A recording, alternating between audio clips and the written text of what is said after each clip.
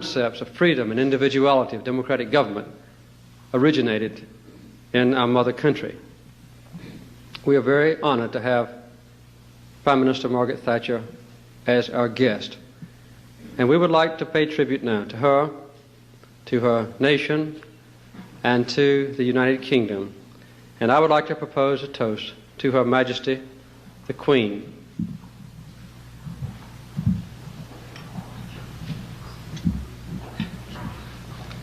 To the Queen. Queen. Queen.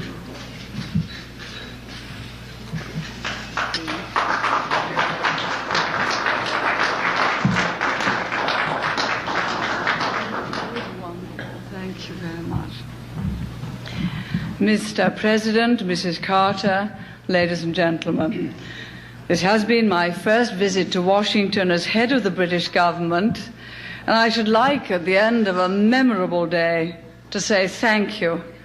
Thank you to you, Mr. President, to you, Mrs. Carter, and through you to the American people for the wonderfully warm welcome I've been given everywhere. I know, Mr. President, that, as you pointed out at the beginning of your speech, the relationship between America and Britain started off with one or two errors of judgment on our side.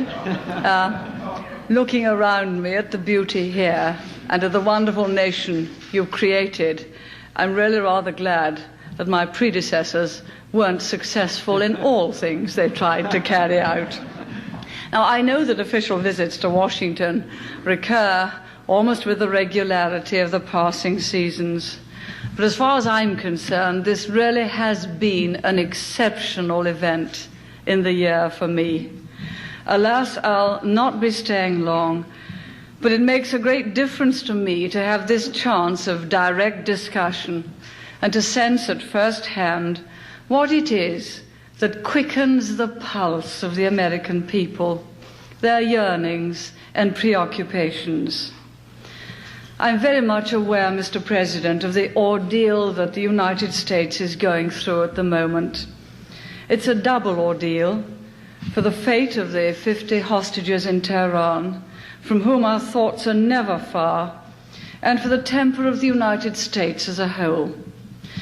You'll not want me to speak at length about this now, but I'd be giving you a false impression if I allowed the evening to proceed any further without letting you know how much we in Britain support you in your ordeal at this time.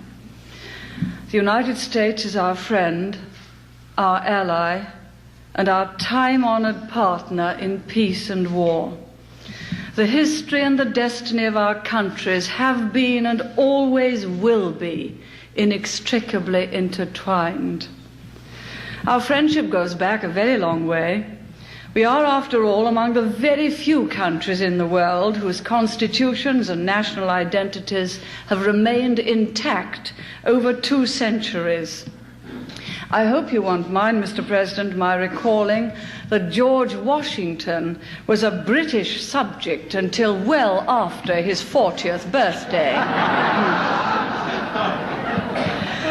I've been told, to my surprise, that he does not have a place in the British Dictionary of National Biography. I suppose the editors must have regarded him as a late developer. I confess to you that in some ways my visit got off to a rather shaky start, because I was told on arrival at Andrews Field that I had interrupted your Secretary of State, Mr. Vance, in one of his few moments of relaxation.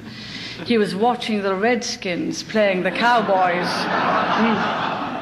He had to take his eye off the game to greet me. I'm very grateful, but I don't think the Redskins can have been very grateful to me, because it was no doubt as a result of this diversion of Mr. Vance's attention that the Redskins lost the game. I do apologize for having intervened in your internal affairs. Mr. Vance's opposite number, Lord Carrington, who's with us this evening, has, as you know, and as you very kindly said, Mr. President, had something of a triumph in the Rhodesia negotiations at Lancaster House in London. If you think he looks a little pale, it's because he's been shut up in Lancaster House for many months. Indeed, has become known as the prisoner of Lancaster House, and he is so pleased to be free at last. Lord Carrington would, I know, want me to repeat this evening how grateful the British government are to the United States authorities for the stalwart support they've given us unfailingly over Rhodesia. And you, Mr. President, and you, Mr. Vance, we would like to give our warmest and most heartfelt thanks, because without your support, the whole process would have been incomparably more difficult, and we may never have reached success. May I say one more thing, Mr. President? The government which I lead has been in power now for just over half a year. We face great difficulties, some of them deep-seated and long-standing, and some stemming from beyond our shores. And I don't pretend that anything's going to be remedied immediately, but we are determined upon a change. We're determined to return to the first principles which has traditionally governed our political and economic life, namely, the overall responsibility of the individual rather than the state for his own welfare, and the paramountcy of Parliament for the protection of fundamental rights. The government I lead has a resounding mandate to restore the faith and the fortunes of the nation. We shall stick at the task whatever the difficulties and however great the endurance required. And we shall do so, Mr. President, in the conviction that our allies across the Atlantic have confidence in us, just as we have confidence in the strength and ingenuity of the United States to meet any challenge and triumph over any adversity that confronts them. And it's in that spirit that I would like to ask all your other guests this evening to drink a toast to you, the President of the United States of America. The President. President. Thank you.